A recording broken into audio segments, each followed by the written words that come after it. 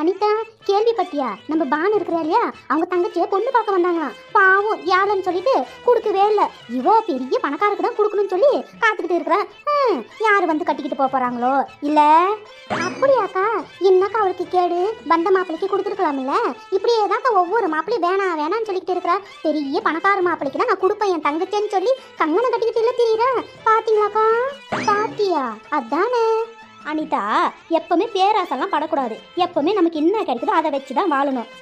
நான் கூட தான் பலாக்காய்க்கு ஆசைப்பட்டேன். எனக்கு கிடைச்சது வெறும் கலாக்காய் தான். அதை வச்சு நான் வாழல. வாழ்க்கைன்னா அப்படிதான். என்ன சொல்றீங்க?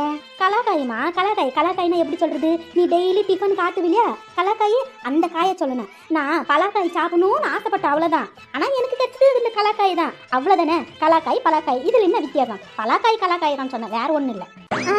அப்படியா? நீங்களாச்சும் பலாக்காய் ஆசைப்பட்டு கலாக்காய் தான் கிடைச்சிச்சு. ஆனா எனக்கு வெறும் பொட்டு கலைக்கு தான் ஆசைப்பட்டேன். எனக்கு கிடைச்சது என்ன தெரியுமா? இந்த புளியாங்கொட்டையில அது சொத்த புளியாங்கொட்டை, அதுதான் எனக்கு கிடைச்சிருக்கு. என்ன செய்யுது, நான் எல்லாம் வாங்கி சாப்பிடல.